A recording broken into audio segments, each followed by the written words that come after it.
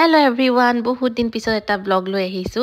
এইবোৰ চাউল ভিজোৱা হৈ গৈছে কাৰণ বিহু আহি পালে বিহুৰ কাৰণে পিঠা বনাব লাগিব আৰু সাগে এতিয়া সকলো মহিলাই হেবোৰ কামতে বিজি হৈ আছে। মই বাৰু এতিয়ালৈকে পিঠা বনোৱা ষ্টাৰ্ট কৰা নাই, বনামহে আৰু ভাবিছো বিহুৰ কাৰণে ঘৰটোকে সাফা কৰো। এইয়া দেখিছেনে ঝুমাৰটো বহুত হেপাহত লোৱা গৈছিলে, কিন্তু সাফা কৰিব বহুত দিগদাৰ জানেনে। এই গেপবোৰত যে ইমান বেছি ধূলি জমা হয় আৰু মানে দূৰৰ পৰা দেখি নাপায় যে ধূলিটো জমা হৈছে, কিন্তু ওচৰত আহিলেহে গম পায় ধূলি হৈছে।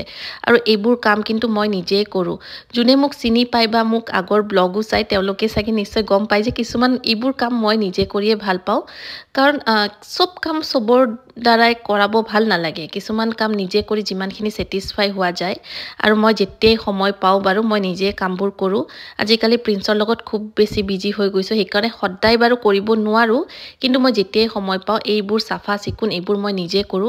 আৰু বিহু বুলি প্ৰিন্সকো কৈছো যে আজি স্কুল বন্ধ, মোৰ লগত এইবোৰ সাফা কৰা, কাৰণ আগতে আমাৰ মাহঁতেও দিয়কচোন বিহু পূজা তেতিয়া নিজে গোটেই পৰ্দা সৰ্দা হেবোৰ ধোৱা মিলা সববোৰ দেখিছিলো। আমি বাৰু সিমানখিনি কৰিব পৰা নাই, কাৰণ আজিকালি সকলোৱে বিজি হৈ যায়, বিজি হৈ গৈছে জীৱনত আৰু সকলোৰে ঘৰত কাম কৰা মানুহ থাকে। কিন্তু যেতিয়াই সময় পোৱা যায়, মানে মই বিশেষকৈ মোৰ কথা কৈছো, যেতিয়াই মই সময় পাওঁ সব কাম মই নিজে কৰিহে ভাল পাওঁ, মানে স্যাটিসফাই হোৱা যায়।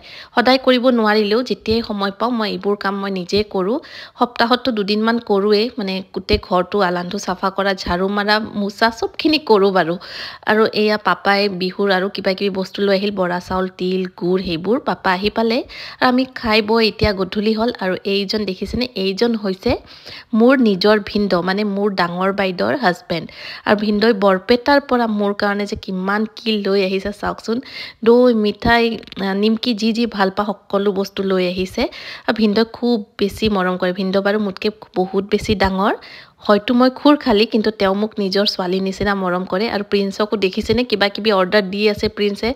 ভিন্দ ইমানেই বেছি মৰম কৰে, ঠিক আছে বাবা যি লাগে লোৱা।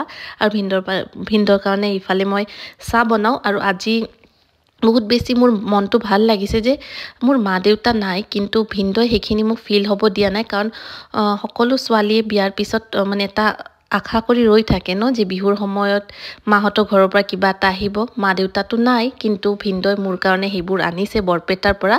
সঁচাকে বহুত বেছি ভাল লাগিছে। ভিন্দ থেংক ইউ সো মাচ, আজি আপুনি মোক বহুত বেছি ইমোশনেল কৰি দিলে। বহুত বেছি মানে মোৰ ফিল হোৱা নাই যে মোৰ মা দেউতা নাই, কাৰণ আপুনি সেইখিনি বস্তু কৰিছে বিহু বুলি। বহুত বেছি ভাল লাগিছে। সকলোকে হেপী বিহু ক'লো। নেক্সট ভিডিঅ'ত লগ পাম, বাই বাই।